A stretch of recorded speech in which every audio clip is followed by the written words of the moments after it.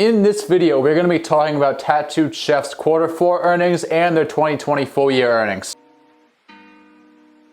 Trapped in the concept, falsely accused, was used, and misled. I'm hoping you can rest in peace.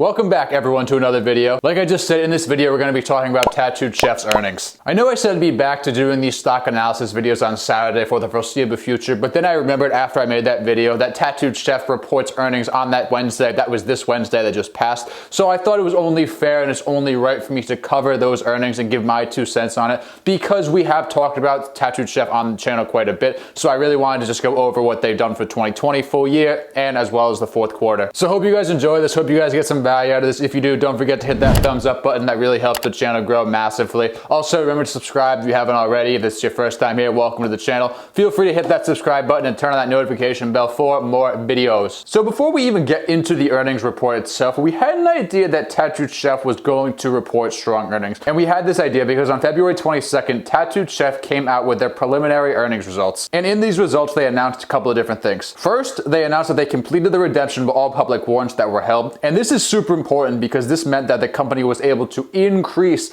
the cash on their balance sheet when everything was all said and done to around 200 million. As announced on January 14th, 2021, 10,758,215 public warrants were previously exercised for cash, resulting in the company receiving cash exercise price of 123,719,473 in the aggregate. The company's total cash balance is now approximately 200 million. That's the first thing that was really important that we paid attention to. The second thing was them announcing the preliminary revenue results. Tattooed Chef today announced preliminary revenue of approximately 39.5 million for the Q4 of 2020 and 149 million for fiscal year 2020, representing 47% growth and 76% growth compared to the respective prior year periods. In addition, revenue of Tattooed Chef branded products was approximately 24 million for the Q4 of 2020, representing the highest quarterly brand revenue in company history and reflects an increase of 253% compared to 9.5 million in prior year period. For fiscal year 2020, revenue of Tattooed Chef branded products was approximately 85 million for an increase of 448% compared to 18.9 million in fiscal year 2019. The company expects to report Q4 and fiscal 2020 financial results after the market close on Wednesday, March 10th, 2021. I read these numbers and my jaw dropped. And to be perfectly honest, I'm not really 100% sure as to why. But just like the growth this company is seeing, it's really unmatched and it's not something I've really ever seen before, to be perfectly honest. Anyway, moving on into the earnings report, which, as I mentioned before, came out on March 10th, so a couple days ago on Wednesday. As I already mentioned, they saw revenue growth quarter over quarter of 48% to 39.6 million, compared to the 26.8 million they saw in the Q4 of 2019. Gross profit was 6.9 million or 17.4% of revenue, compared to 3.9 million or 14.4% of revenue in the Q4 of 2019. For the full year, gross profit increased 10 million to 23.7 million. This is compared to 13.7 million at the end of 2019.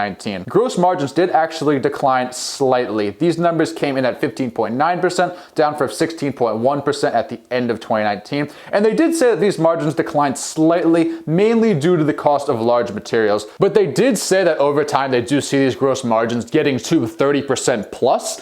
And if that is the case, and this company is able to execute, and this management team does execute on a high level, and that does happen, a 0.2% drop in the short term really doesn't bother me in the least. Operating expenses did increase to 7.9 million compared to 1.9 million in 2019. And at first you might be saying, whoa, what is going on here? Why is there such a large increase? And it is really a large increase, it is. But this substantial increase is mainly due to the 3.4 million of the stock compensation from equity grants that they dealt with the merger of FMCI. Plus, this is a newly public company, and when a company does go public, you're gonna have a lot of operating expenses that come into play. This is actually only their second earnings call, so this company, it's not one of the typical companies I invest in. Usually I like to see companies that have a proven track record and have, I can look back years and years. This is definitely a newer company and this is definitely an outlier to my portfolio. But anyway, bottom line, when you go public, you are just gonna have more expenses. They did say they do expect operating costs to increase next year or this year in 2021 as well, which also really doesn't surprise me. And I would expect this to happen year over year over year. But when this company is growing 50+% in revenue a year, it really doesn't bother me. I mean, I can take that and that doesn't bother me at all because this company is growing and growing fast. Net income was 41.5 million versus 2.2 million in 2019. For the full year, net income was 54.4 million versus 5.6 million in 2019. They did receive a pretty nice tax benefit here, which I'm really not going to go into too much detail about, but that's why these numbers are a little more mind-blowing and I guess more of an outlier per se. Adjusted EBITDA was 9.6 million compared to 6.9 million in 2019. Branded product sales. So this is where some really outstanding numbers come into play. Branded product sales for the quarter recorded at 23.9 million, which was an increase of 172% compared to 8.8 million year over year. These branded product sales did account for 60% of the total revenue for the past quarter. Revenue for the full year, again, I already mentioned this, but I'm going to say it one more time, came in officially at 148.5 million, which is a 75% increase year over year. 75%. Now, as for branded product sales for the full year, that's right, the full year, they came in at 84.6 million, which is an increase of 363% year over year. As for 2021 guidance, they said they expect revenue to grow to 222 million, which is an additional 50% growth on top of the 75% growth they just had. They are expecting gross margins to be between 20 and 25%, adjusted EBITDA in the range of 8 to 10 million, and net income in the range of 2.5 to 5 million. So basically reaffirming the guidance that they already gave out previously. So those are the numbers. Now I'm going to go over kind of like some, I guess, fundamentals things that they brought up in the conference call, that they went over in the conference call, kind of show you guys the growth that you're going to see from this company going forward. So one thing they brought up in the conference call is that they're going to see an additional 1,765 chain stores with Tattooed Chef products and an additional 8,000 new points of distribution. So automatically right off the back there, that's a 41% increase in stores and a 35% increase in points of distribution. Right off the back to start the year. Right off the back. And remember, this company in their investor presentation said by the end of 2021, they want us to be in 10,000 stores and they want to have 65,000 points of distribution. And at the end of 2020, these numbers came in at 4,300 stores and 23,000 points of distribution. So in total, right now, that puts them at over 5,300 stores and over 31,000 points of distribution. In my opinion, this sets them up in a fantastic way to exceed these goals. Not just meet these goals, but exceed these goals,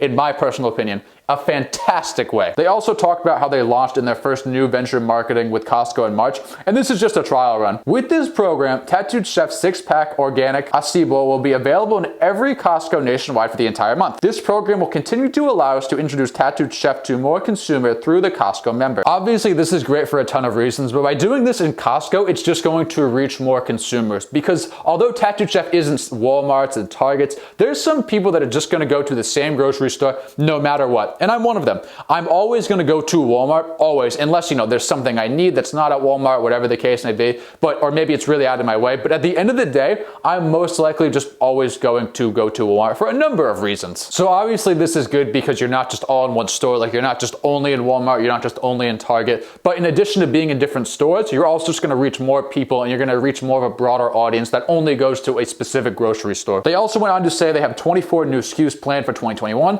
13 of which are going to be launched in the first half of 2021. And remember, when 2021 is all said and done, if everything goes according to plan, they will have 62 SKUs, assuming I did that math correctly, which is exactly what they provided for their guidance in their investor presentation as well as last year. I also talked about this in my stock analysis video for Tattooed Chef. If you haven't gone and checked that out yet, make sure to go check it out. I go into a lot more detail that I don't go into here. They also talked about how they're planning on investing 15 million across digital video, connected TV, digital display, social media, and search engine marketing through Nitro C, just for overall brand awareness and marketing, which they really haven't done any of, and they didn't do any in 2020 because of the virus breakout, and that just obviously set them back a little bit, like it did with a lot of companies. So they've done all of this without any marketing at all. Then the last thing I want to talk about is they're going to start getting into the food service industry very soon. This is honestly one of the best moves that this company can make, in my opinion, and this is really what's going to start to drive this company's revenue through the roof, and it's going to allow them to compete with the big dogs in this space like Impossible and Beyond Meat. Obviously, it's going to be years before they're bringing in any sort of numbers like Impossible does or Beyond Meat does, but this is definitely getting them on the right track. Absolutely, and this has me very excited. And they also talked about getting involved in the education channel, which also has me super excited for a lot of reasons. A lot of students are going to be coming back to campus. A lot of students in that generation want to eat healthier. We talked about that, how this veganism is not a trend, and you're seeing more and more of the younger generation consuming these type of products. And if you want to be healthier, you're much more likely to have some sort of product from, say, Tattooed Chef, as opposed to maybe something you would get at Domino's or maybe some dessert somewhere. And this just has me super excited because I see more and more people from this younger generation coming towards plant-based meats and plant-based meat products. And who could definitely be a big player in this industry? Tattooed Chef, as well as Beyond Meat, which I also own, but Tattooed Chef especially. Bottom line, very strong earnings, very impressive earnings. I'm very happy with these earnings as an investor, as a shareholder of this company, and I'm super excited to see where this company is going to go over the long term. And in saying that, guys, that's going to be it for this video. Thank you so much for watching. I really appreciate it. If you did get some value out of it, please drop a like on the video. That really does help out the channel, help the channel grow massively. Also, remember to subscribe if you haven't already to see more videos like this. Let me know down in the comments what you thought of Tattooed Chef's earnings, if you're buying or selling Tattooed Chef after these earnings. I'd love to hear from you guys in the comments as always, and I'll see you guys in the next video. Roll the outro.